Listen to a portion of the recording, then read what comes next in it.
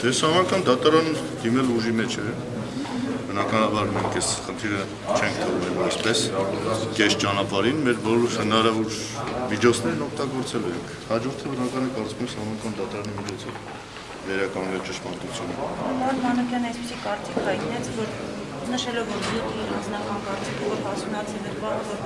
4 ուժերը արդեն իսկ պահանջեն կառավարության ուժերը կան։ Արդյոք նման հարց ուղղակի կա եւ գոնե դուք դա ակտուալ համարում եք այս պահանջը հրաժարականի կառավարություն։ Բովանդակային մասով խնդիրներ կան, բնականաբար բուն գաղափարին մենք դեմ չենք, որտեղ երկու անգամ ինքներս անվստահության հարց ենք բարձրացրել, նույնիսկ կառավարության, իհարկե ֆորմալ առումով իբր թե փոխվել է, բայց եթե համարենք փոփոխություն, դա իրական չի։ Այնպես որ մենք գաղափար ընդունում ենք, բայց նույն բանը անդադ կրկնելուն ենք մենք մի քիչ այսպես ասած ձեռը, որովհետև նույն թեման անդադ կրկնելով չեմ կարծում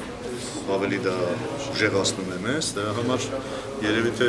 եթե այդ հարցին պետք է անդրադառնալ, մի քիչ ենթատեքստը պետք է փոխվի մեր կարծիքով, որտեղ մենք այդպիսի առաջարկ ստացել ենք, գիտենք այդ խնդիրը քննարկվում է, համաձայնեցնենք իրար հետ քննարկենք, տեսնենք ինչպես առաջ կգնա։ Ես միշտ էլ հույս ունեցել եմ, որ իշխանության մեջ էլ չէ ողջամիտ մարդիկ, ես չեմ ասել, որ ամեն ինչ ավարտված է։ Երեքն էլ քիչ չեն, դա արդեն խոսում են մասին, որ կան մարդիկ, որ հոգով սրտով մեր հետ են, բայց կարգավիճակի բերումով պարզապես ստիպված են հետևել իրենց առաջնորդների հրահանգներին։